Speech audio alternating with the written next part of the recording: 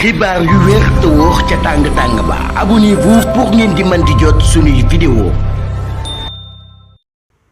dal leen ak jàmm seen chaîne bii di Buzz 221 HD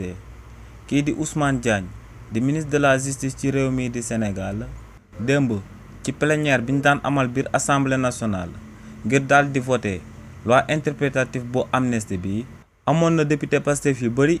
yu ko interpellé woon jëmale ko ci nu justice su sénégalaise yéexee jëmale ko si ñi nga xam ne ñoom ñoo doon boom ak ñi nga xam ne ñoom ñoo doon luubal alalu askan wi te ñu bokkoon ci régime président Macky Sall si li ni mel nag kookee di Ousmane Diagne daal dina leen si tontu kii di Ousmane Diagne ne ginnaaw ba nguur gu bees gi jëlee bopp réew mi ñoom ñoo fi daal di samp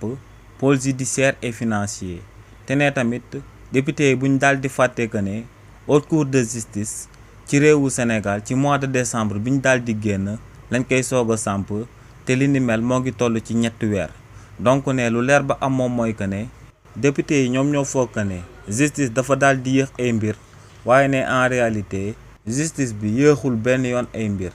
ndax ne en réalité temps bi nga xam ne moom lañ war a jël ngir daal di koy traité ay dossiers ngir dossiers yi daal di leer ba képp kuñ oolu buñ lay àtte ñu daal di koy teg ci yoon daal di sàmmonteeg say àq ak yelleef ne ni mel la justice di fonctionner te ne le temps de la justice n'est pas le temps des hommes donc ne nañ daal di xam que ne justice réewu Sénégal tàmbale na di soppi xar kanam ndax ne magistrat yu bees yu fi daal di nekk ñoo ngi amal ay liggéey yu remarquable te ne lu leer ba am moom mooy que ne moo ngi leen di sant di leen gërëm ci taxawaay bi nga xam ne nekk nañ di ko amal di soppi xar kanamu justice ci réewu Sénégal. xibaar yu wér te wóor ca tàng-tàng ba abonnez-vous pour ngeen di mën di jot suñuy vidéo.